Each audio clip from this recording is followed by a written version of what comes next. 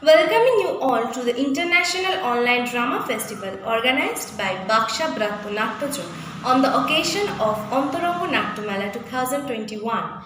We convey our thanks to Mass Foundation of Pakistan and Shopnodol of Bangladesh for their participation in this festival. Today we are going to show Ye Tha Manto. Ye Tha Manto is a lifetime story of a well-prominent playwright of subcontinent Shadat Hasan Manto. Play depicts the human being's attitudes in a society where everything related to liberty is a taboo. A society where inclusiveness is something not to be considered at any stage, but a very horrific double standards can be seen by individuals. Play includes dramatization of two well-known short stories named Kholdo and Hatak, written by Sadat Hasan Manto. The play concludes that no one wants to give birth to a daughter, but every man wants a woman on bed. Play is directed by Amir Nawaz. Let's enjoy the show.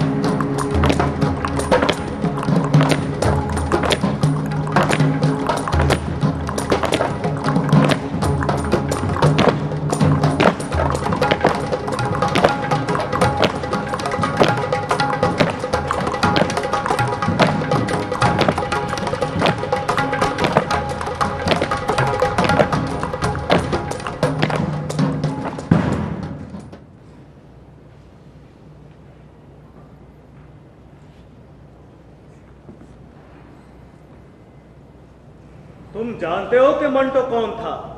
Manto? कौन मंटो? अच्छा, Manto park सुना है, बड़ी मजे की जगह है भाई। बड़ी लड़कियां वड़कियां आती हैं वहां पर। तुम तो जानते होगे। हाँ, सुना है कोई लिखने लिखाने वाला था।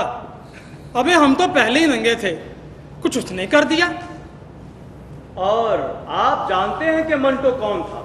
ला हौला वला कुव्वत, पक्का बदमाश था। तौबा तौबा तौबा, फोशी निगारी में उसका कोई सानी नहीं। उस कमबख्त को कौन भूल सकता है भला। और आप? सुना है भाई, कोई लिखने लिखाने वाला था।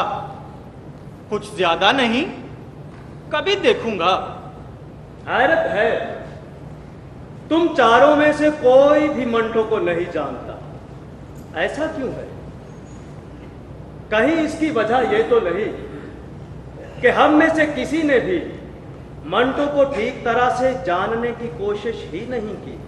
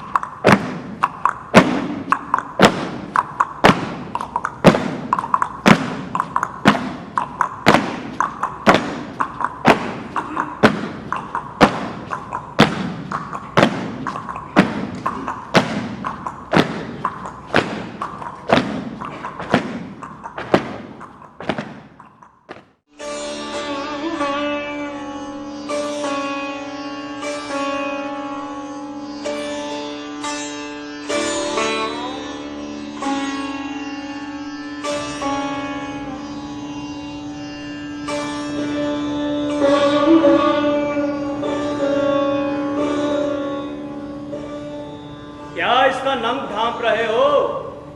ये मेरा काम नहीं। तो फिर क्या इसे और नंगा करना चाह रहे हो? ये मेरा मकसद नहीं। तो फिर करना क्या चाह रहे हो? जो मेरे काम का तकाजा है, मुशाहिदा, ऑब्जर्वेशन। मुशाहिदा। तुम हो कौन? मंटो, सादत हसन मंटो। 11 मई 1912 उर्दू अदब के मुनफरिद अफसाना निगार सादत हसन मंटो का यौम पैदाइश। मंटो जवाहरलाल नेहरू और अल्लामा इकबाल की तरह कश्मीरी पंडित हैं। एक अरसे तक उनका खानदान अमृतसर में आबाद रहा। उनका ताल्लुक एक मजहबी घराने से था। वो अपने बुजुर्गों की इज्जत करते थे, मोहब्बत नहीं। आदाब में, अखलाक में, जाविया निगाह में इस कदर शदीद इख्तलाफ था कि मंटो ने बचपन ही से अपना घर छोड़ दिया था और अपने लिए नई राह तलाश करना शुरू कर दी थी। अलीगढ़, लाहौर, अमृतसर, बंबई, दिल्ली, इन मुकामात ने मंटो के मुख्तलिफ रंग देखे। रूसी अदब के परिस्तार मंटो, चीनी अदब के शायदा मंटो, बदनाम मंटो, भटियार खानों, शराब खानों, कहवा खानों में जाने वाला मंटो, और फिर घरेलू मंटो, अपनी बीवी और बेटियों का ख्याल रखने वाला मंटो, दोस्तों की मदद करने वाला मंटो, तुर्शी और तलखी को मिठास में समोने वाला मंटो। इन मुकामात ने मंटो को हर रंग में देखा और मंटो ने भी इन मुकामात को खूब देखा। मंटो ने जिंदगी के मुशाहिदे में अपने आप को एक मोमी शमा की तरह पिघलाया। वो उर्दू अदब के वाहिद सुकरात हैं जिन्होंने जिंदगी के जहर को घोल कर पिया और फिर इसके जायके को उसी रंग में घोल घोल कर बयान किया। लोग बिदकते हैं, डरते हैं और वावेला करते हैं, मगर उनके मुशाहिदे की हकीकत और उसके अदराक की सच्चाई से इनकार नहीं कर सकते। सादत हसन मंटो ने मुख्तसर अरसे में उर्दू अदब को वो लाजवाल अफसाने और ड्रामे दिए जो आने वाले जमानों के सीने में धड़कते और आईना दिखाते रहेंगे।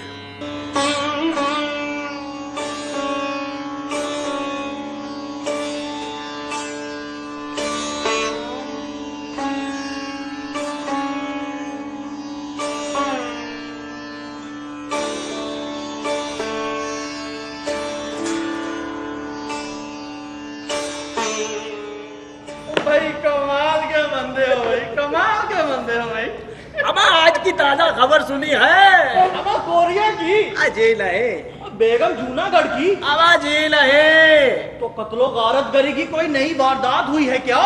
मैं कल उसे गिरफ्तार किया गया है फहाशी के सिलसिले में और उसकी खाना तलाशी भी ली गई भाई मगर कोई चीज बरामद ही नहीं हुई। अमा उसकी जात तो बाजाते खुद नाजायज है, फिर भला कुछ बरामद क्यों ना किया गया? क्या मतलब? कम अज कम हुकूमत तो यही समझती है भाई। मैं देखो ये दरामदगी और बरामदगी का मामला हुकूमत के अपने हाथों में ही होना चाहिए, वो इसका सलीका खूब जानती है। भाई ये बात तो तुमने बिल्कुल सुनाने सही कही भाई। तो फिर क्या ख्याल है, इस बार उसे फांसी जरूर मिलनी चाहिए? भाई जरूर मिलनी चाहिए। देखो ना कैसे कैसे बेहया अफसाने लिखता है भाई। काली शलवार खोल दो, हद तक तौबा तौबा तौबा। और जिस रसाले में उसका अफसाना छपता है ना, छुपा छुपा कर रखता हूं। भैया तुमने उसका ठंडा गोश्त पड़ा है? तो तुम्हारा क्या ख्याल है, वो ठंडा गोश्त है? अबे वो तो भुने हुए गोश्त की प्लेट है, प्लेट तेज मसालों के साथ। ऊपर जालिम ने लीमू भी खूब छिड़के हैं भाई। मगर ठंडे गोश्त पर तो हाई कोर्ट ने उसके खिलाफ फैसला दे दिया है।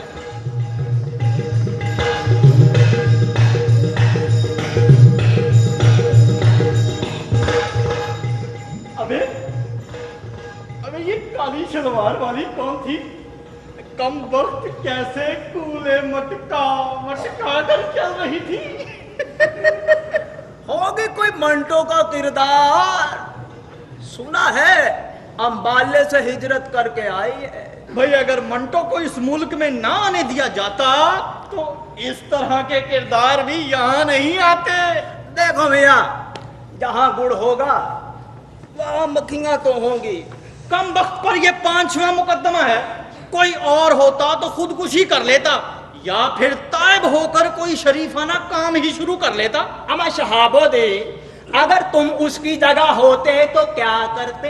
मैं तो कोई सरकारी नौकरी कर लेता, घी बेचता या फिर मोहल्ला पीर गिलानिया के गुलाम अहमद साहब की तरह सर पर बाल उगाने की दवा ही इजाद कर लेता। और वो दवा तुम गंजे फरिश्तों में बेचकर रातों रात अमीर हो जाते। मगर मंटो बड़ा हड हराम है, लिखने से कभी बाज नहीं आएगा। तो तुम्हें मालूम है ना उसका अंजाम क्या होगा? भैया अंजाम क्या होगा, यही कोई 10 मुकदमे सूबा पंजाब में चल रहे होंगे, 8 सूबा सिंध में, और यही कोई 3-4 मशरकी पाकिस्तान में। इतने मुकदमे के भागते भागते पागल हो जाएगा। मगर मुझे तो लगता है कि वो पागल होना चाहता है ताकि बाकी की जिंदगी पागल खाने में ऐसे गुजार सके। पर हुकूमत उसे पागल खाने नहीं भेजेगी। आमा क्यों? क्या पता वो वहां रहने वाले बाकी पागलों को भी होशमंद बना दे। वैसे वो ऐसे पुट्ठे काम ही करता है। वैसे यार मुमताज हुसैन, मैं सोचता हूं उस पर दफा कौन सी लगेगी? दफा दूर। क्या मतलब? दफा 292 जो ठंडा गोश्त पर लगी थी।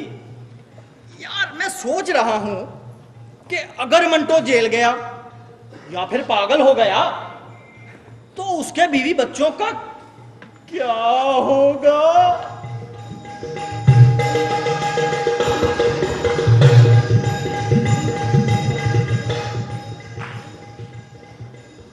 उसके बीवी बच्चे जाए जहन्नुम,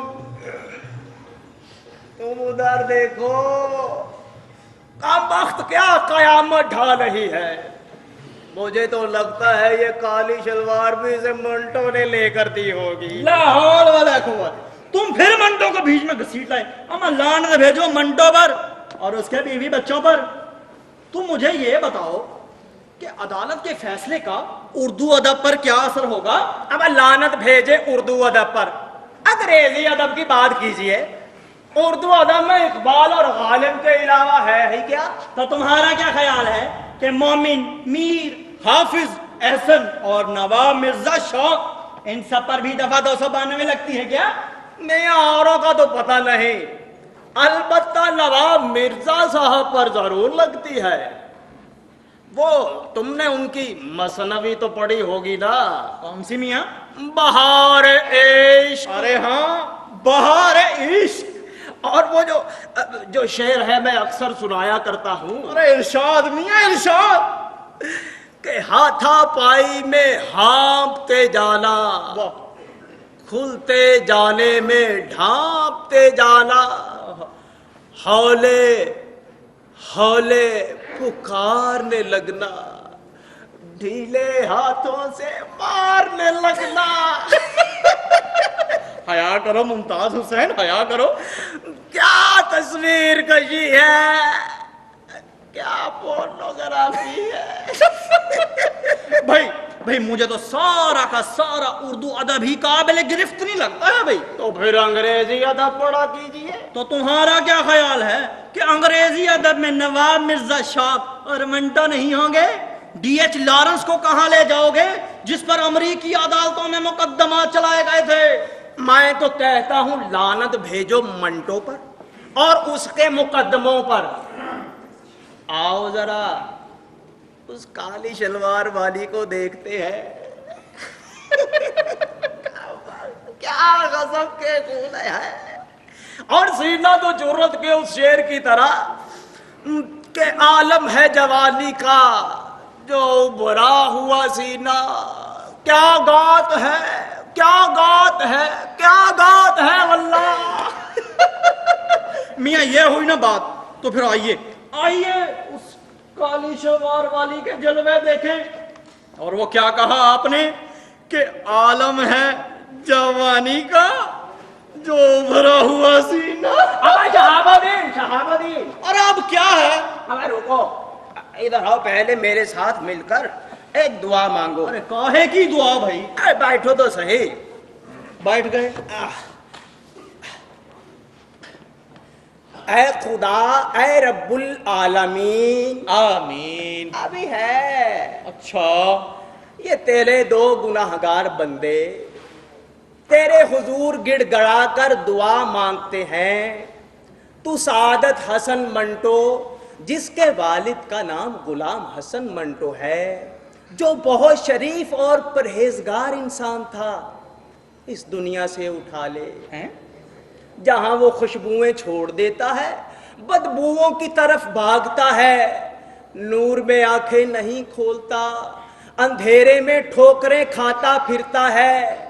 पर्दे से उसको कोई दिलचस्पी नहीं, वो इंसानों का नंग देखता है, घरेलू औरतों की तरफ आंख उठाकर नहीं देखता, कंजरियों और तवाइफों के साथ घुल मिलकर बातें करता है। जहां रोना होता है वहां हंसता है, जहां हंसना होता है वहां रोता है। ऐ अल्लाह, वो तुझे भूल कर शैतान मरदूद के पीछे मारा मारा फिरता है, तू उस निज इंसान को उठा ले। आमीन। ऐ अल्लाह, तू जानता है कि वो बड़ा शरपसंद है, इसका सबूत उसके खिलाफ अदालती फैसले हैं, तू उसको करार वाकई सजा दे। देख अल्लाह, उसे अदाएं बहुत आती हैं, ऐसा ना हो कि तुझे उसकी कोई अदा पसंद आ जाए, लेकिन अल्लाह तू सब जानने वाला है। बस भी कर, बस भी कर। तू यहाँ बैठा बैठा मंटो के लिए बद्दुआएं ही मांगता रहेगा, और उधर वो काली शलवार वाली किसी और के साथ चली जाएगी। गई किस तरफ है? उस तरफ। उधर। चलो।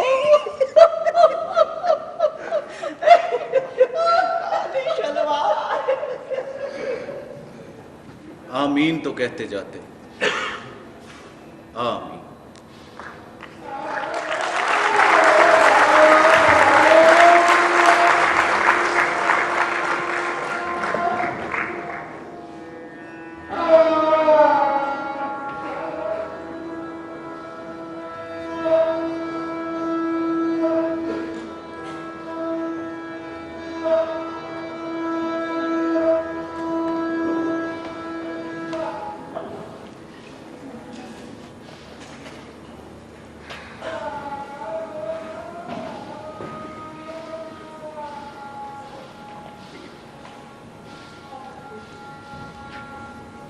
अस्सलामुअलैकुम आपा। वालेकुम अस्सलाम। आओ जीनत, बहुत दिनों बाद तुम्हें मिली आज। कहाँ गायब हो गई थी? क्या बताऊं आपा, मुझे मेरे शौहर ने तुम्हारे यहाँ आने से मना कर दिया था। क्यों? वो कहते हैं कि मंटो अच्छा आदमी नहीं था, बड़े गंदे गंदे अफसाने लिखता था। हाँ भाई, तुम्हारे शौहर ने तो क्लेम में पूरी मार्केट हासिल कर ली। आपको सर पर टोपी रखकर, हाथ में तस्बीह लेकर दुकानों के किराए इकट्ठे करता है। मंटो तो उसे बुरा लगेगा ही नहीं। देखे आपा, उस वक्त अगर मंटो भाई ने जिद ना की होती तो रशीद खान से भी अच्छा खासा क्लेम दिलवा देते। क्लेम? हाँ, लेकिन हम तो मुंबई में भी किराए पर रहते थे ना, तो क्लेम किस चीज का करते? तो आपका क्या ख्याल है आपा, जिन लोगों ने इतने बड़े बड़े क्लेम हासिल किए हैं उनकी हिंदुस्तान में कोई जायदादें थी? नहीं आपा, सब जाली क्लेम थे और देखे दिनों में लखपति बने बैठे हैं। लेकिन मंटो लखपति नहीं बनना चाहते थे। मैंने जब भी उनसे बात की, उन्होंने यही कहा, सफिया, मैं इस मुआशरे की गलाजत समेटना चाहता हूँ और तुम मुझे इस गलाजत का हिस्सा बनने के लिए कह रही हो। अब भला बताओ, मैं क्या जवाब देती? लेकिन रशीद खान बता रहे थे कि मंटो भाई को अदालत ने कोई फैसला सुना दिया था। हाँ भाई, तुम्हारे रशीद खान बिल्कुल ठीक कहते हैं। रशीद खान जैसे तो बच जाते हैं, लेकिन मंटो जैसे लोग नहीं बच सकते। खुद तो फुहाशी और उरियानी का इल्जाम लिए मनो मट्टी तले चले गए और पीछे रह गई मैं और मेरी बेटी। अच्छा आपा, मैं चलती हूँ, रशीद खान ने देख लिया तो खान नाराज हो जाएंगे। खुदा हाफिज। खुदा खुदा। अस्सलाम वालेकुम खालाजान। वालेकुम अस्सलाम। अम्मा, क्या हुआ बेटा? आ गई कॉलेज से और ये मुंह क्यों लटका हुआ है? तंग आ गई मैं रोज रोज की तानाजनी से। जिसके बाप को कोई नहीं जानता वो भी मुंह उठा के कह देता है, अच्छा तो तुम हो मंटो की बेटी, फुहाशी से लबरेज अफसानों के बेताज बादशाह, जिसकी लिखाई इतनी गंदी है वो खुद क्या होगा? तौबा है अम्मा। बेटा, तुम तो जानती हो लोग तो बातें करते ही हैं। अम्मा, सच्ची बात कहती हूँ, कभी कभी तो मुझे खुद लगता है कि जिस सादत हसन मंटो का ये लोग नाम ले रहे हैं उनको तो मैं जानती ही नहीं हूँ। मुझे सादत हसन मंटो की बेटी नहीं बनना, मैं सादत हसन की बेटी ही ठीक हूँ। आप अपना मंटो अपने पास रखें। बेटा,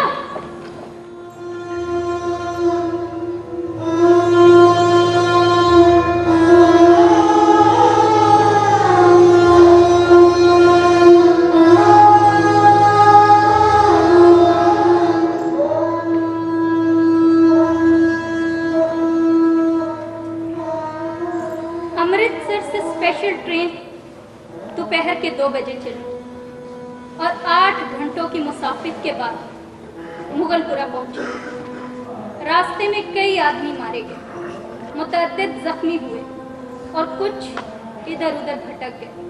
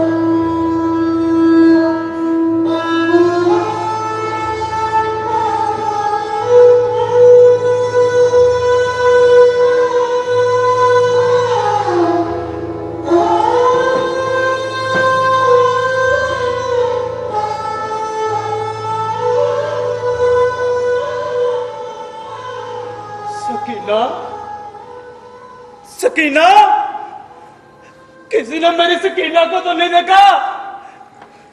किसे ढूंढ रहे हो भाई? सकीना, मेरी बेटी। यहां सबका कोई ना कोई या तो बिछड़ गया है या फिर मूली गाजर की तरह काट दिया गया है। तुम जिंदा बच गए, वो खुदा का शुक्र अदा करो। वरना इन हालात में तो इंसान इंसान नहीं रहा और इज्जत इज्जत नहीं रही। ना भाई, मेरी इज्जत को कुछ नहीं होगा। मेरी सकीना जिंदा भी है और महफूज भी। खुदा करे ऐसा ही हो, खुदा करे ऐसा ही हो। वैसे तुम आज की ट्रेन से आए हो ना? खुदा का शुक्र है आज की ट्रेन में ज्यादा लोग जिंदा पहुंचे। कहां भाई, जगह जगह टोले गड्डी रोक कर पूछते रहे, क्यों जनाब, कोई मुर्गा है? अगर कोई बता देता तो उसे यह कहकर उतार लिया जाता कि खाम खाम में डब्बा खराब हो जाएगा। पिछली ट्रेन के साथ भी कुछ ऐसा ही हुआ है। बहुत सी लड़कियां गाड़ी से उतार ली गईं। मेरी सकीना, तू ज़ेन पर जोर दे, तू उसे कहां बोला था?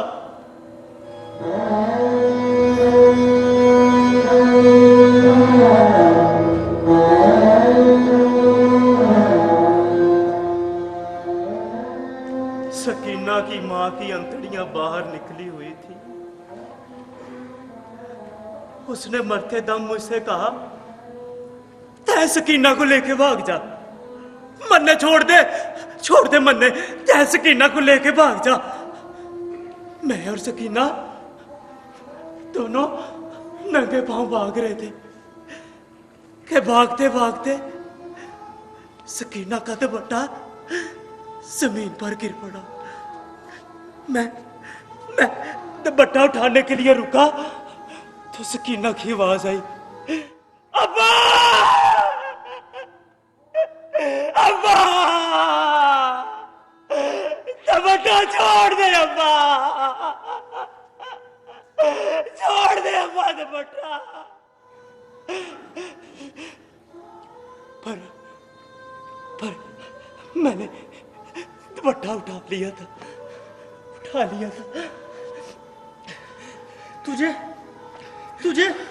तुझे वाकई याद नहीं है कि वो तुझसे कहां बिछड़ी? स्टेशन तक तो मैं उसे ले आया था, पर पता नहीं वो मेरे साथ गड्डी में सवार हुई थी या नहीं। ये शायद बलवाइयों के गड्डी में आने के बाद जब मैं बेहोश हो गया था, वो मेरी सकीना को उठा कर ले गए। मुझे कुछ याद नहीं, कुछ याद नहीं। खुदा पर भरोसा रख, खुदा पर भरोसा रख। यहां लोग बिछड़े हैं ना तो मिले भी हैं। और हां, यहां कुछ नौजवान हैं जो अपनी जान पर खेलकर अमृतसर जाते हैं और वहां पीछे रह जाने वाली औरतों को वापस लाते हैं। तुम्हें यकीन है ना कब मेरी सकीना को ले आएंगे? हाँ, मुझे यकीन है। वो बड़े दिलेर नौजवान हैं। वो अपनी जान पर खेल कर ये नेकी करते हैं। पीछे रह जाने वाली कितनी ही लड़कियों को ढूंढ लाए हैं वो। तो चलना फिर, मुझे जल्दी से उनके पास ले चल। तू आ, ले जा मुझे उनके तू आ पास, मेरे साथ ले जा मुझे उनके पास ले जा।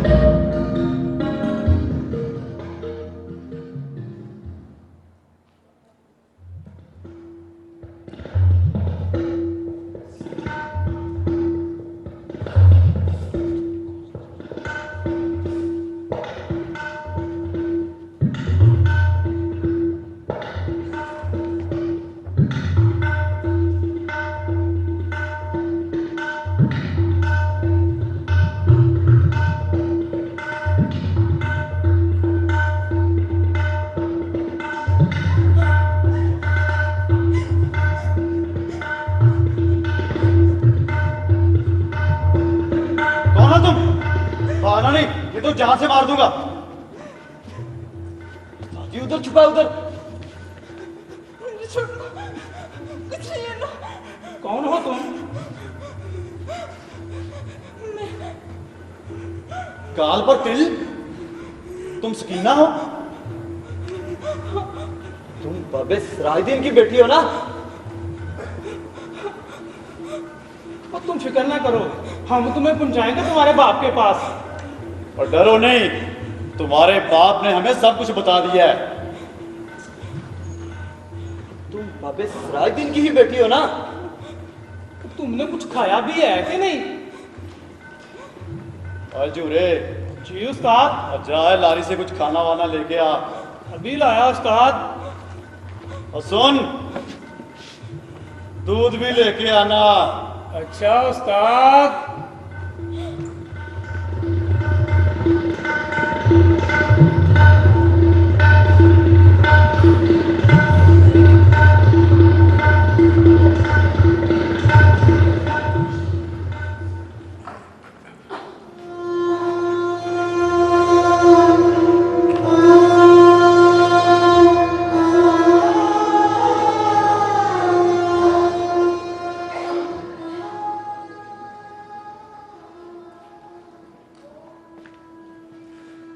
फिक्र न कर सिराजुद्दीन, फिक्र न कर। वो बड़े ही दलेर नौजवान है। पीछे रह जाने वाली कितनी ही औरतें ढूंढ लाए हैं वो। अपनी जान पर खेल कर ये नेकी करते हैं। खुदा जिंदगी दे उनको, खुदा जिंदगी दे उनको। आज पूरे 6 दिन हो गए पर उनका कोई अता पता नहीं। पता नहीं मेरी सकीना किस हाल में होगी। सिराजुद्दीन, इस तकसीम ने हमें मुल्क तो दिया पर सीने चीर दिए हैं, जिगर छन्नी कर दिए हैं, आंखों से आंसू खुश्क कर दिए हैं। अब तो मुझे रोना भी नहीं आता यार, रोना भी नहीं आता। मैं तो हर कड़ी रोता हूं। सकीना की मां मर गई, उसकी मौत का गम भी उसके साथ ही दम तोड़ गया। पर बेटी तो जिंदा है ना। दिल में तरह तरह के ख्याल आते हैं, पता नहीं वो किस साल में होगी। ये सोच के हर कड़ी रोता हूं, दीवारों से टक्करे मार मार के रोता हूं। वक्त की बात है सिराजुद्दीन, वक्त की बात है। कभी कोई ख्वाब में भी हमारी बहन बेटी की तरफ आंख उठाकर देखता तो हम चिट्टे दिल में उसकी गर्दन काट दिया करते थे। पर अब चिट्टे दिल में हमारी बहन बेटी लुटती है और हम ख्वाब में रोते हैं। ख्वाब में रोते हैं। बेटा,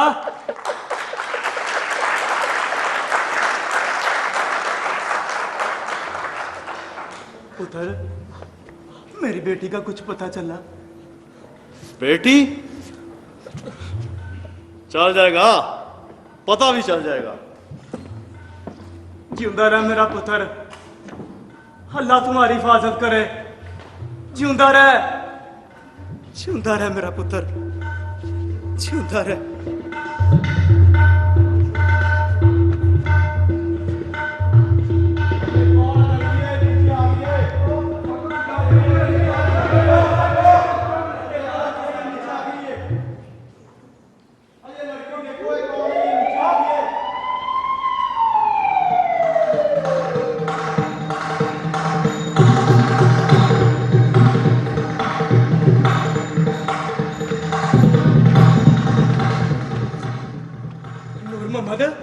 ये किस बात का रौला है?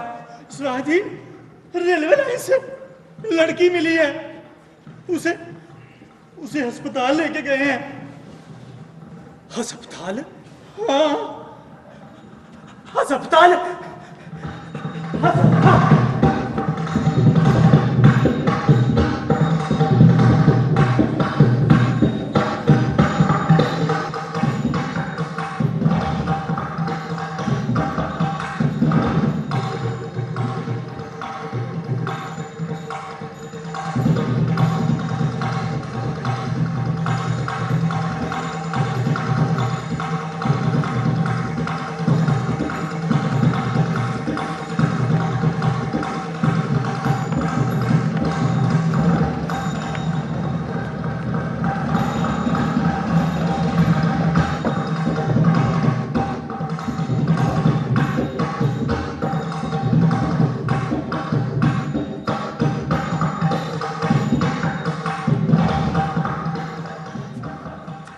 सकीना,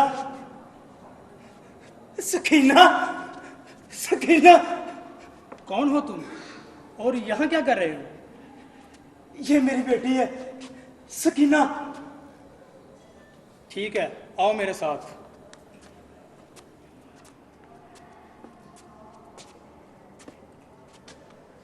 ओह, कितनी गर्मी है यहाँ पर। नर्स, खिड़की खोल दो। बेजान हाथों ने अजारबंद खोला और शलवार नीचे खिसका। बूढ़ा सिराजुद्दीन खुशी से चिल्लाया, जिंदा मेरी बेटी, मेरी बेटी जिंदा जिंदा मेरी बेटी। डॉक्टर सर से लेकर पांव तक पसीने में गर्क हो गया। सादत हसन, इतना नंगा सच कौन बर्दाश्त करेगा? कौन बर्दाश्त करेगा इतना नंगा सच? बहुत डरा दिया है। तुम्हारे साथ रहना सादत ही नहीं, अब आदत भी है। क्या मुआशरे का सारा तौफन और नंगापन दिखाने का ठेका तुमने ले लिया है? क्यों लिखते हो ऐसा? क्यों लिखते हो ऐसा कि जिससे मुकद्दमात बनते हैं? अगर तुम्हें जेल हो गई तो मैं अकेली औरत 3 बच्चियों को कैसे पालूंगी? मत करो, मत करो हमारे साथ ऐसा, मत करो।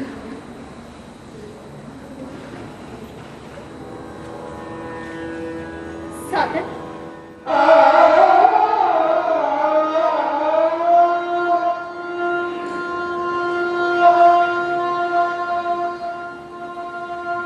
सादत, आप क्यों अपनी सेहत बर्बाद करने पर तुले हुए हैं? वो एडिटर जो कल तक मेरा एक अफसाना लेने के लिए मेरे पांव को हाथ लगाता था, आज उसने मेरा अफसाना वापस कर दिया। कहता है मुझ पर फहाशी के मुकद्दमात चल रहे हैं। ठीक कहता है वो। हर किसी को आपकी तरह घर बर्बाद करने का शौक नहीं होता। कौन है इस वक्त जो आप पर फहश निगारी और मजदूर परस्ती के इल्जामात नहीं लगा रहा? मैं जानता हूं मुझ पर इल्जामात की बारिश हो रही है। मैं अपने नकादों से गालियां वसूल कर रहा हूं, मगर मेरे लिए मुश्किल यह है कि मैं गधे को घोड़ा नहीं कह सकता। मैं गंदगी पर चादर डालकर उसे ढांप नहीं सकता। लेकिन आप ऐसा भी तो लिख सकते हैं जिससे हुकूमत खुश हो और मुकद्दमात बनाने के बजाय आपको इनामों कराम से नवाजे। तुम क्यों नहीं समझती हो सफिया, ये मुल्क आजाद हो चुका है। हम इस वक्त किसी मुगलई हुकूमत में नहीं रह रहे। अगर ऐसा होता तो मेरे घर में भी एक हरमसरा होती। तुम्हारे अलावा तो 3 तवाइफें मेरी मुलाजमत में होती। मैं एक मुकदमा लिखकर सुनाता और मेरा मुंह मोतियों से भर दिया जाता। मगर अब जमाना बदल चुका है। मुगल और अंग्रेज जा चुके हैं। ये मुगल और अंग्रेजों की सोच रखने वाले कब तक मुझे मेरी आजादी से दूर रखेंगे? कब तक मुझ पर मुकद्दमात चलाएंगे? लेकिन लोग तो कहते हैं कि मंटो के असाब पर औरत सवार है। तो तुम्हारा क्या ख्याल है? मेरे असाब पर हाथी घोड़े सवार होने चाहिए। जब कबूतर कबूतरों को देखकर उठकता है तो मंटो औरत को देखकर अफसाना क्यों ना लिखे? क्या औरत कबूतरों से ज्यादा खूबसूरत नहीं होती? आपका तो सचमुच दिमाग चल गया है मंटो। आपसे पहले दौर के शायर और अदीब भी तो अदब लिखते थे। किस कदर मसलहत से काम लेते थे। आपकी तरह इतना खुलकर तो कोई नहीं लिखता था। तुम किस अदब की बात करती हो जिसमें औरत को एक खूबसूरत लड़का बना दिया गया? जाहिर है उस दौर के शायरों ने भी तुम्हारी तरह कोई ना कोई मसलहत तो देखी होगी, मगर आज का शायर इस मसलहत के खिलाफ है। मुझे बताओ सफिया, वो कौन शायर होगा जो अपनी महबूबा के चेहरे पर सब्जा यानी दाढ़ी को देखना पसंद करेगा? खुदा के लिए मंटो कुछ तो अपने घर का ख्याल कीजिए। अभी मुआशरे इस काबिल नहीं हुआ कि अपनी गलतियों को देख सके या फिर सुन सके। हमने आजादी इसीलिए ही हासिल की थी कि हम इस काबिल बन सकें। अगर राजा साहब, माहिरुल कादरी और मिर्जा हैदर बेग दवा फरोश मेरे अफसानों को खुराफात ख्याल करते थे तो पाकिस्तान में भी मेरे अफसानों को इसी नजर से ही देखा जाएगा। मैंने 1944 में जोगेश्वरी कॉलेज में साफ तौर पर बता दिया था कि जब तक औरतों और मर्दों के जज्बात के दरमियान मोटी दीवार हाइल रहेगी, इसमें चुगताई इसके चूने को अपने नाखूनों से खुरचती रहेगी, और जब तक कश्मीर की हसीन वादियों में गंदगी फैली रहेगी, गरीब कृष्ण चंद्र होले होले रोता रहेगा। और जब तक इंसान में और ख़ास तौर पर मंटों में कमज़ोरियां मौजूद हैं, वो इन कमज़ोरियों और अंदरूनी गलाजतों को चौराहे पर लाकर लोगों को दिखाता रहेगा। मैं कब इस बात से इनकार करती हूँ, लेकिन ये भी तो देखना है कि लोग आपके बारे में क्या बात करते हैं। अभी थोड़ी देर पहले रशीद खान की बीवी आई थी। सबको पता है कि आप पर फहश निगारी का मुकदमा हो गया था। मैं यहां तुमसे एक सवाल करता हूं, अगर तुम्हें रशीद खान और सादत हसन मंटो में इंतखाब करना पड़े तो तुम किसका इंतखाब करोगी? और तुम्हें पता है कि रशीद खान एक लखपति आदमी है और सादत हसन मंटो को एक अफसाने के 50 रुपए मिलते हैं, और आज तो उस एडिटर ने वो अफसाना भी छापने से साफ इनकार कर दिया। मुझे सच सच बताओ, अगर तुम्हें हम दोनों में से किसी एक को चुनना पड़े तो तुम किसका इंतखाब करोगी?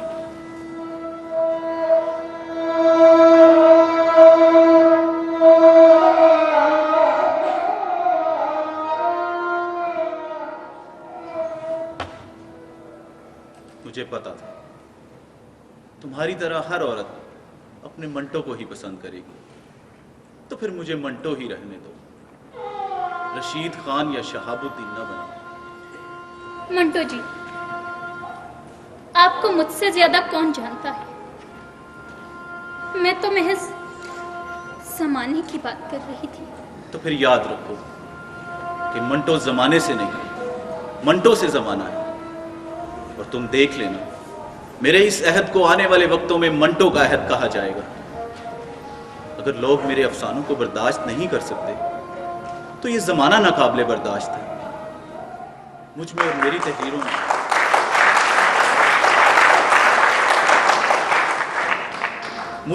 तहरीरों में जो बुराइयां दिखाई देती वो मेरी नहीं, इस अहद की बुराइयां हैं। मेरी तहरीरों में कोई नक्स नहीं, नक्स है तो इस अहद में है, इस निजाम में है। लोग मुझे स्याह कलम कहते हैं, मगर मैं तख्ता स्याह पर काले चाक से नहीं लिखता, मैं सफेद चाक से लिखता हूं जो स्याही को और नुमाया कर देता है। मैं तो कहती हूँ, अंधेरे में रहने वाले लोगों को रोशनी की उभरती हुई लकीर बहुत तकलीफ देती है। उन्हें वो सब दिखाई देने लगता है जो वो किसी तौर नहीं देखना चाहते, किसी तौर।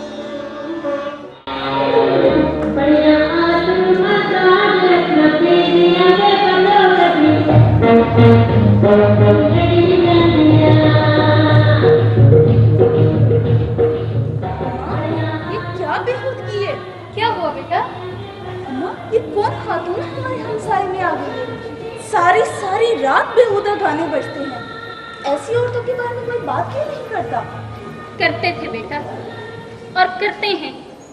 हम हर रोज ऐसे कई सच अपनी आंखों से देखते हैं और भूल जाते हैं, लेकिन ऐसा सच जो अपनी कलम से लिखकर तारीख का हिस्सा बना देते थे, उन्हें लोग सादत हसन मंटो कहते हैं। कल जुम्मा के खुतबे में मौलवी साहब कह रहे थे कि ऐसी औरतों को मोहल्ले से निकाले। वो इन औरतों के करतूतों का पर्दा चाक कर रहे थे। ये क्या किया मौलवी साहब? ऐसी औरतों का जिक्र खुतबे में करके खुतबे को फहश बनाने की कोशिश की है उन्होंने। अम्मा, ये क्या कह रही हैं आप? बेटा, ऐसी औरतों को सादत हसन मंटो इंसान समझते हुए उनके दुख को तहरीर करे तो फहश निगारी, और इन्हीं की अदाओं की कोई डिटेल अपने खुतबों में बयान करे तो अलहाज, मौलाना। वाह! मुआशरा अगर इन्हें औरत समझता है तो फिर इनके दुखों को देखने की हिम्मत भी पैदा करे। हाँ, हिम्मत भी पैदा करे, हिम्मत भी पैदा करे।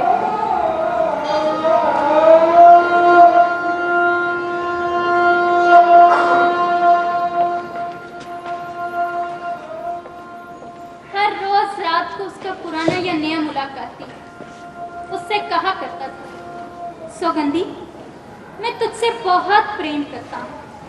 और सौगंधी ये जानकर कि वो झूठ बोलता है बस मौन हो जाती थी और ऐसा महसूस करती थी जैसे सचमुच उससे प्रेम किया जा रहा है।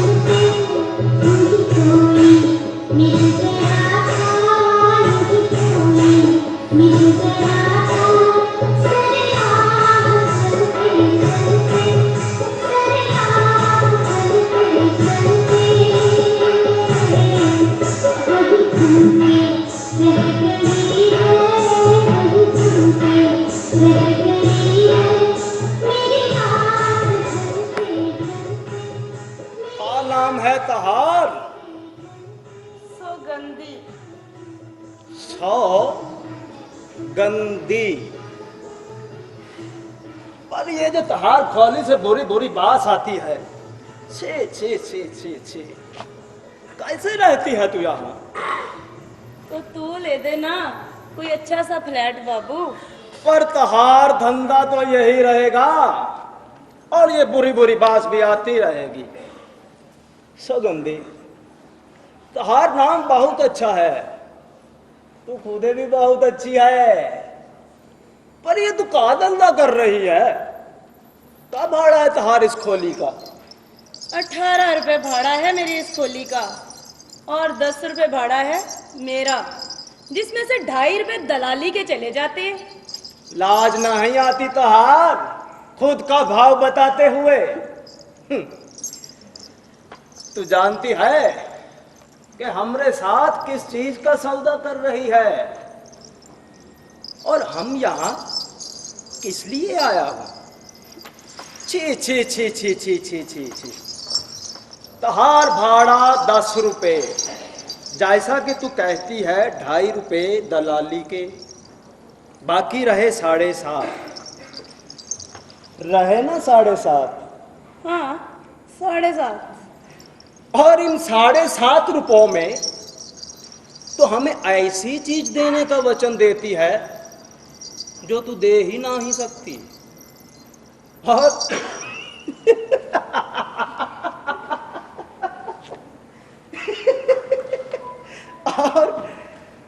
हम ऐसी चीज तहार से ले आया हूं जो हम ले ही नहीं सकता हूं।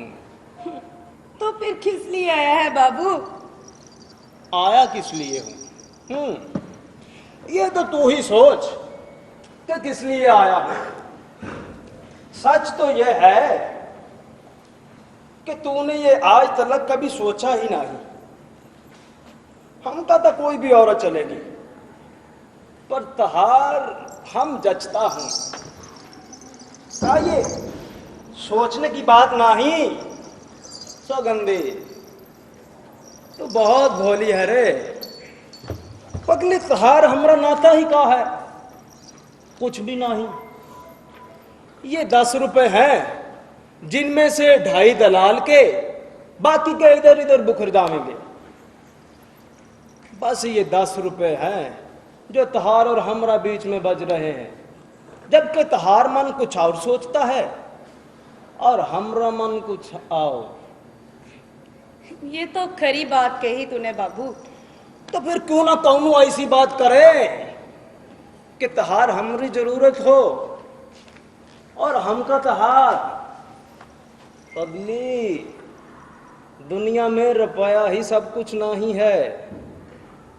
प्रेम के दो सच्चे बोल अगर तहार से कोई बोल जाए तो देख क्या होता है। तहार जीवन का सब अंधियारा खत्म हो जाएगा। का भाड़ा है तहार इस खोली का? क्या क्या कहा? पूना में हवलदार हूं, महीना में एक बार आया करूंगा 3-4 दिन का लिए। हम कहता हूं ये धंधा छोड़ और इज्जत के साथ रह। ये तहार नाक तो का हुआ है? ये इतनी लाल क्यों है? लाल है क्या? तहार कुछ पता नहीं, सच है। तहार बताने वाला कौन है? तहार माँ होती, तहार बाप होता, तहार कहीं जुकाम ना हो जाए। टर हम तहार लिए दवा लेकर आता हूं। कौन डॉक्टर है आजू बाजू? तुम चिंता ना करो बाबू, ये तो कुछ भी नहीं, खुद ही ठीक हो जाऊंगी। साला जगह जगह कचरा पड़ा है, तहार गिनना ही आती। क्या भाड़ा है तहार इस खोली का? 18 रुपए। पूना पहुंचते ही मनी ऑर्डर कर दूंगा। साला यही घर जहां जगह जगह कचरा पड़ा है, क्या भाड़ा देती है तू इस घर का? बहुत सुंदर हो सकता है, हो का सकता है, अब होगा, तू देखती रह। बस हम कहता हूं ये धंधा छोड़, इज्जत के साथ रह। और ये साला कुत्ता चुप कर, देखता नहीं अपना आदमी है। सूली पे चढ़ा साले को।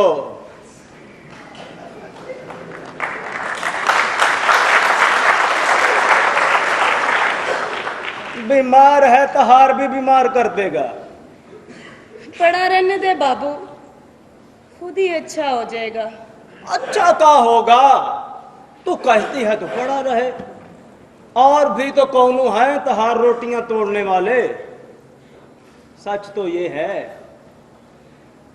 कि तहार दिल बहुत अच्छा है सुगंधी। तू किसी जानवर को भी दुख नहीं दे सकती। और हमको बहुत दुख होता है जब ये सोचता हूं कि आज तलक तहार इस गुण को किसी ने पहचाना ही नहीं। सुगंधी, सुगंधी, का भाड़ा है तहार इस खोली का? 18 रुपए। पूना पहुंचते ही मनी ऑर्डर कर दूंगा। हमरी जान। माधु, अब हम चलता हूं, फिर आऊंगा। हमरी जान, फिर आऊंगा।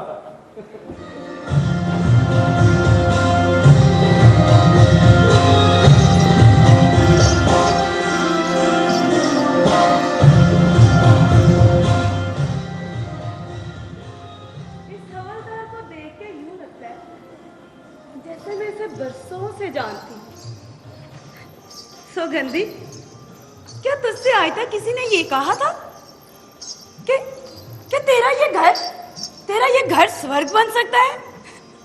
स्वर्ग, हाँ हाँ स्वर्ग। सुगंधी, क्या तुझे आज तक किसी ने ये कहा था कि देख तो देख, तेरी नाक कितनी लाल हो रही है। ठहर ठहर, मैं तेरे लिए दुआ लाता हूँ। माधो जरूर मुझसे प्रेम करता है माधो।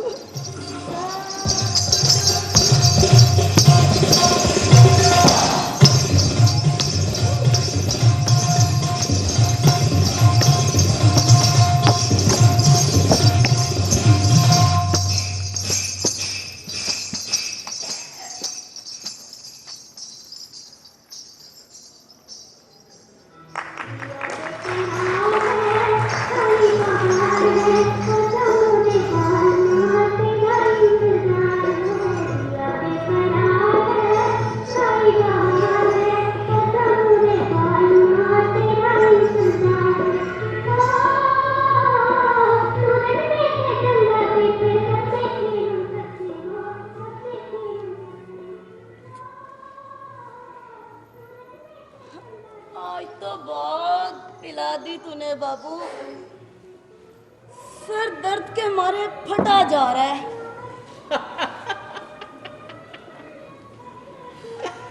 ऐसा बाम लगा, बाम बैग लगा, आज सो जा। बाम लगा, सो जा। जब ज्यादा पीने से मेरे सर में दर्द होता है, नहीं उल्टा, जब ज्यादा पीने से मेरे सर में दर्द होता है तो मेरी बीवी मुझे बाम ही तो लगाती है। सारे माथे पे तेज तेज बैस वाले बाम चपड़ देती। अब मैं सो जाता हूँ। अब तुझे तो पता ही है ना, मेरी बीवी बहुत अच्छी है मेरी बीवी। मैं भी उसे बहुत प्यार करता हूँ। ये खुदा क्या कर रखता है पलंग के नीचे? चुप कर बे। साले देखता नहीं, मेरे सर में दर्द हो रहा है, दर्द। साले म्युनिसिपैलिटी का दरोगा, म्युनिसिपैलिटी का ऐसा कुत्ता साला गोली से मार देना चाहिए, गोली से।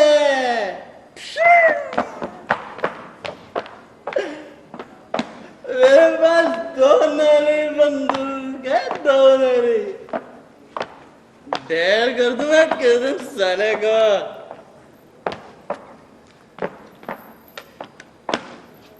आजा मैं अब जाता हूँ, मैं भी मेरी राह देख रही होगी। साला भौंकता कुत्ता, साला भौंकता है। साले बाम लगा और सो जा। जब वैसे जब ज्यादा पीने से मेरे सर में दर्द होता है तो मेरी बीवी मुझे बाम ही तो लगाती है। सुगंधी, आज तो मैंने ज्यादा नहीं पिया। क्यों? क्या मैंने ज्यादा पिया? माय सेठ, आज तो तूने भीग नहीं।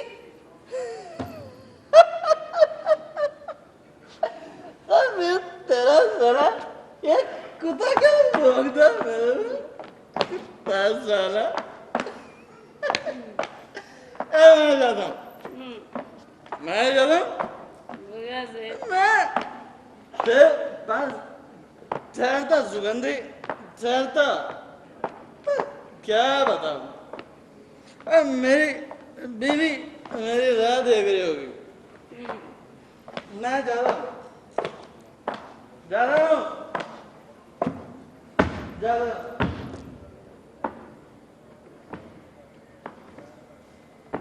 सुन, रुपए ले लिए ना तूने? सुगंधी क्या है सेठ? रुपए ले लिए ना तूने? रुपए? हाँ सेठ, मैंने रुपए ले लिए। देख, अब मुझे बड़ी नींद आ रही है। सोया बाम लगा और सोया मेरी जान, सोया। मैं जा रहा हूँ।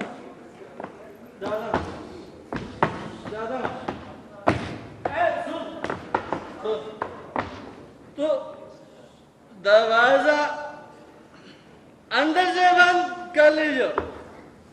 सुगंधी, दरवाजा अंदर से ठीक है सेठ, कर लूंगी। दादा सुन सुन,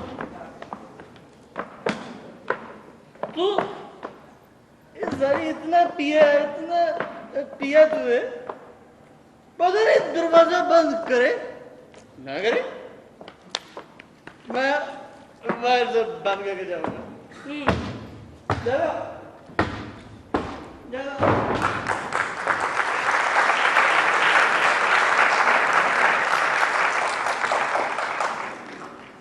साला मुआ जाने का नाम ही नहीं ले रहा था। सर दर्द के मारे बड़ा जा रहा है। वैसे ये तो बात उसने सही बोली थी, मुझे बम लगा लेना चाहिए। हाँ, बम लगा ही लेना चाहिए मुझे। किधर है बम? बम किधर रख दिया?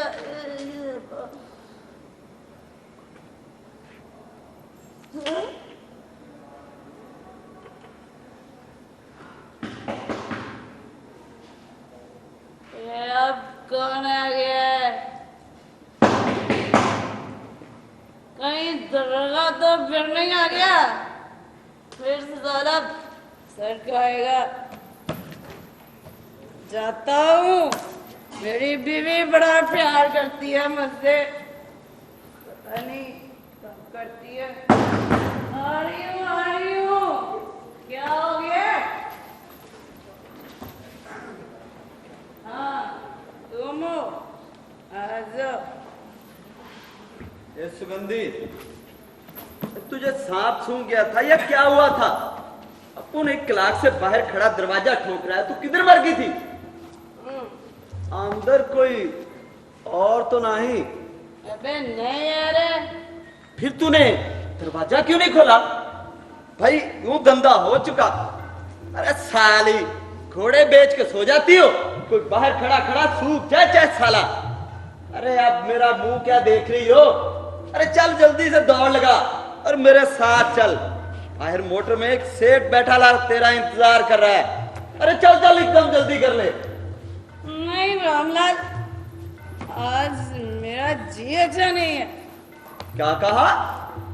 अरे जी अच्छा नहीं था तो पहले कह देती। अरे ऐसी बात नहीं है, बस यूं ही जी अच्छा नहीं है। बहुत पी लिया मैंने। ऐश करती हो ऐश। अरे थोड़ी सी बची हो तो ला दे, हम भी अपना जरा गला तर कर लें। अरे बिछाई होती है तो मुआ जरी क्यों तैर देता? तो देख रामलाल, वो जो जेड बाहर मोटर में बैठा ना, उसको यही ले आ। भाई वाह, अरे जेंटलमैन आदमी है, जेंटलमैन। अरे यहाँ आने से घबराता है तू? आदमी आदमी तो पहचान लिया कर सुगंधी। बोले आज सुगंधी घर में नहीं है। नहीं है। अरे मैं सब जानता हूँ, तू जो ये नखरे कर रही है ना, अरे ये साला तेरा पुणे का हवालदार। अरे जब से तेरे यहाँ आने लगा है, अरे तेरा तो मिजाज ही बिगड़ गया है। देख सुगंधी, 7 साल से ये धंधा कर रहा हूँ, 7 साल से। तुम छोकरी लोगों की सारी खबर रखता हूँ। देख साली, अपना धन बर्बाद ना कर। अरे तेरे अंग के कपड़े भी उतार ले जाएगा ये साला तेरा पुणे का हवालदार। अरे क्या देता है तुझे? फोकट में ऐश करता है, फोकट में। देख रामलाल, तू इन बातों को छोड़, चल मैं चलती हूँ। नहीं, अगर तुझे उसने मना किया हो तो मत जाओ। अरे मनाही किसी बात की नहीं है। वो साथ वाली मद्रासा है ना, वो बेचारी अपने मुल्क वापस जा रही है। बहुत दुखी है बेचारी, एक धेला भी नहीं है उसके पास। देख रामलाल, मेरे अपने खर्चे के लिए तो मेरे पास रुपए हैं, पर उस बेचारी के लिए भी तो कुछ ही करना है ना। चल मैं चलती हूँ। अरे यूं सर झाड़ मुंह फाड़ साथ चल पड़ेगी क्या? और जो जरा मुंह पे छींटा मार, तू पाउडर शोडर लगा, अरे फिर साथ चलियो। हाँ ये बात तो सही है। तो रुक, यही रुक, मैं अभी तैयार होके आती हूँ। आजा जरा जल्दी से, जल्दी आ रही हो। हाँ, मैं जल्दी आऊँ।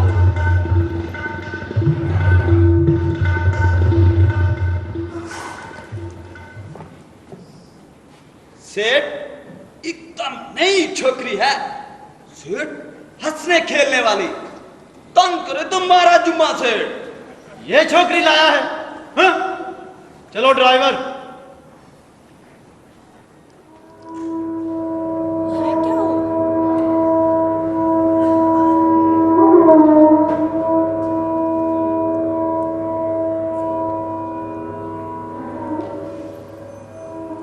ये क्या हुआ? चला गया? पसंद नहीं किया मुझे? मेरे मुंह पे थूक के, फिटकार के, धुतकार के चला गया? ये छोकरी लाया है तू 10 रुपए, और ये छोकरी खच्चर क्या बुरी है? हाँ? ये सच है कि अब मेरा वो पहला सा रंग रूप नहीं रहा जब मैं अपने माँ बाप के साथ रहा करती थी और मुझे कोई चिंता ना थी। जी तो चाहता है ऐसी गाली दो, ऐसी गाली दो, पर गाली देने से क्या होगा?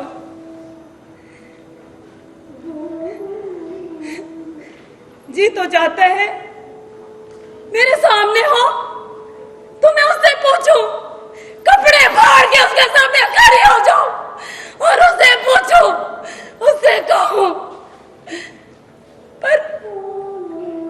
पर क्या कहूं, क्या ना कहूं, कुछ समझ नहीं आता। उसकी एक ऊन ने मेरे पूरे जिस्म में हलचल मचा दी है। मैं ऐसी बुरी भी तो नहीं होगी कि वो मेरा अपमान करके चला गया। सौगंधी, कौन? माधु? मैं आज तेरी ही राह देख रही थी। हमरी राह देख रही थी तो का तहार मालूम था कि हम आ जाने वाला हूँ। हाँ, वो मैंने तुझे आज सपने में देखा था। और हम आ गया। वो किसी ने कहा है ना कि दिल को दिल से राह होती है। एकदम ठीक कहा है। तूने ये सपना कब देखा था? यही कोई 4 बजे। और हमने कितने बजे देखा था? हाँ, 2 बजे। और तू कौन कपड़े पहने खड़ी है? बिल्कुल यही कपड़े पहने तू हमरे बाजू में खड़ी है। तहार हाथ में क्या था? है तहार हाथ में? हाँ, तहार हाथ में नोटों से भरी थैली है। थैली? हाँ, थैली। तूने वो थैली हमरी तरफ बढ़ाकर कहा, माधु चिंता क्यों करता है? लेता क्यों नहीं? सुगंधी, तहार जान की कसम एकदम टिकट कटा के आ गया। बस क्या बताऊं, बहुत लफड़ा हो गया है। एक केस में फंस गया हूं। केस? कोई जेल वेल का तो डर नहीं? नहीं, 20-30 रुपया हो तो इंस्पेक्टर की मुट्ठी गर्म करके जान को छुटकारा मिल सकता है। मेरा तो दिल धक धक कर रहा है। तू मुझे सारी बात सुना। ये 20-30 क्या 100-50 भी खर्च हो जाए तो कोई बात नहीं। वापस कब जाएगा तू? दोपहर की गाड़ी से। ज्यादा देने की जरूरत नहीं, 20-30 से काम चल जाएगा। नहीं माधु, तू 100 ले जा। 100? हाँ, 50 कहे थे ना तूने? हाँ, ये माल पानी का इन फोटोओं के पीछे छुपा के रखा है।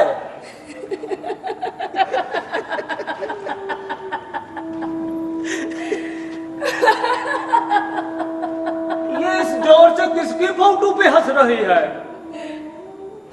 इसकी म्युनिसिपालिटी का दरोगा कहता है एक रानी मुझ पे आशिक हो गई थी।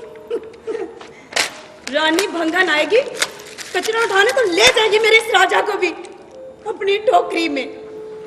और माधु, इसका थोपड़ा तो दे। भोंडी शक्ल का कोई आदमी यहाँ नहीं रहेगा, क्यों माधु?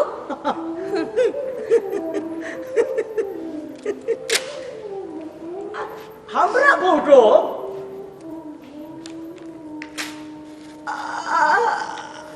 अच्छा किया, हमको भी ये फोटो पसंद नहीं था। तुझे तेरी फोटो पसंद आई तो ये तेरा थोबड़ा तो तुझे बहुत पसंद होगा ना। ये जो तेरी पकोड़े जैसी नाक है, ये तेरे सूजे हुए जो नथने हैं, ये तेरे मुड़े हुए कान, ये तेरे मुंह की बास और ये तेरे तन का मैल, बड़ा सुंदर जवान है ना तू। महीने में 1-2 दिन मेरे यहाँ आता है, क्यों माधु? सुगंधी, हमका लगता है तूने अपना धंधा फिर से शुरू कर दिया है।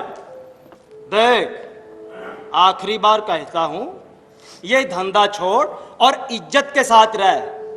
पूना में हवलदार हूं, इस महीना का खर्चा पूना पहुंचते ही मनी ऑर्डर कर दूंगा। का भाड़ा है तहार इस खोली का? 18 रुपए भाड़ा है मेरी इस कोली का और 10 रुपए भाड़ा है हमरा। और जैसा कि तोहार मालूम है कि 2.5 रुपए चले जाते हैं दलाली के, पीछे बचे 7.5 बजे ना 7.5 पकड़े। तोहार हमरा नाता ही का है, दोनों मिलके कोनो ऐसी बात करे तोहार हमरी जरूरत हो और हमका तोहार। ये तेरी नाक क्यों लाल हो रही है और ये तेरे बालों का सत्यानाश कैसे हो रहा है?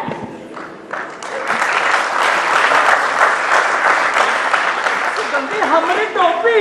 तू टोपी कहता है इसे? ये तो चीथड़ा है, चीथड़ा। उठा के फेंक इसे बाहर। तू यहाँ आया किस लिए? तेरी माँ रहती है इस कोली में जो तुझे 150 यूं चुपके से उठा के दे देगी।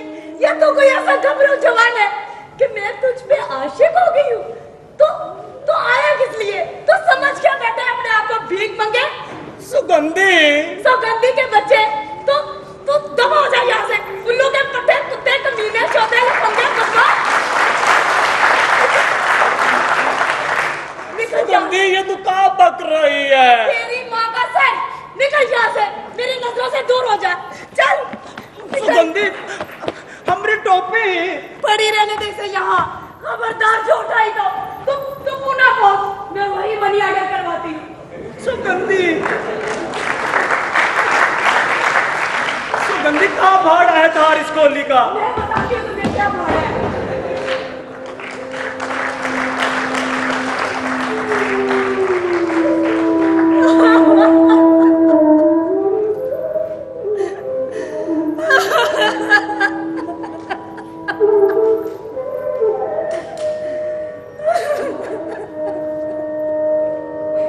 सोच विचार के बाद भी जब उसको अपने बचाने का कोई तरीका न मिला तो उसने अपने ख्वाहिश ज़दा कुत्ते को गोद में उठाया और सागवान के चौड़े पलंग पर इसे अपने पहलू में लेटाकर सो गई। मंटो, अब तो सारा जमाना फहश निगार कहता है, औरतों का नंग देखने वाला कहता है। क्या किसी को इस अफसाने में औरतों की अजमत बयान करने वाला मंटो नजर नहीं आया? मंटो, आपकी अजमत किसी तारीफ की मोहताज नहीं, किसी तारीफ की मोहताज नहीं।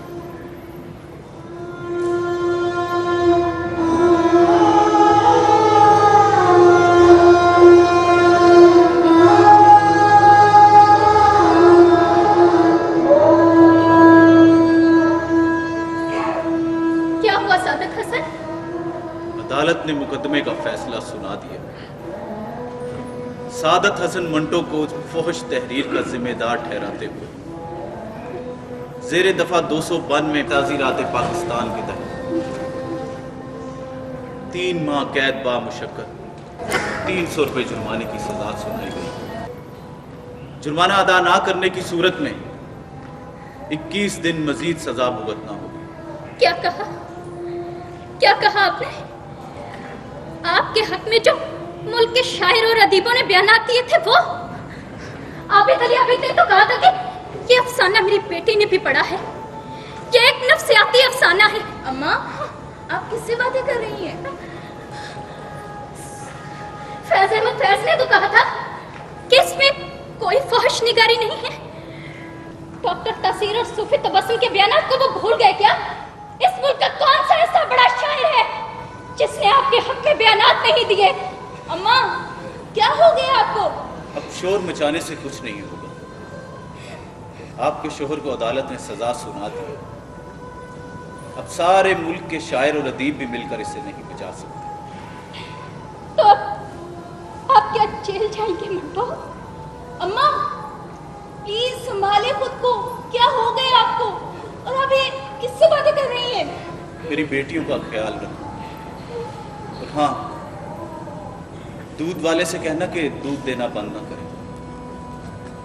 मैं जैसे ही जेल से वापस आऊंगा उसका उधार चुका दूंगा। तुम अपना ख्याल रखो। आप कैद की मुशक्कत किस तरह काटेंगे मंटो? किस तरह? ये सब सही, बस तुम मेरी बेटियों का ख्याल रखो। अम्मा, अम्मा, आप रो क्यों रही हैं? क्या हुआ? और ये आप किससे बातें कर रही थी? फहाशी से लबरेज अफसानों के बेताज बादशाह सादत हसन मंटो से।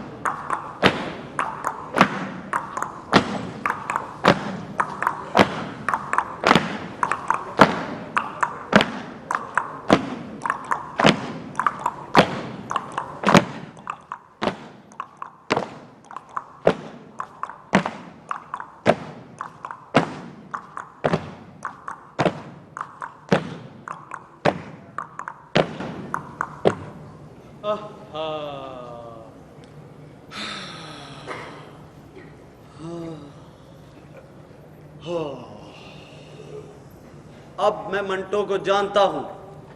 मेरे नज़दीक उसने जितना भी लिखा सच्चाई से लिखा, बस कुछ लोगों ने उसे दिल की मैल से पढ़ा।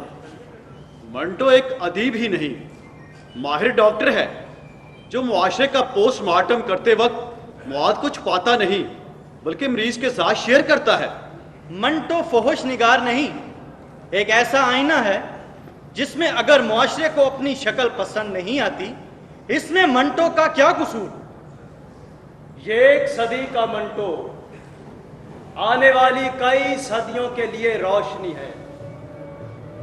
आज पता चला कि ये था मंटो।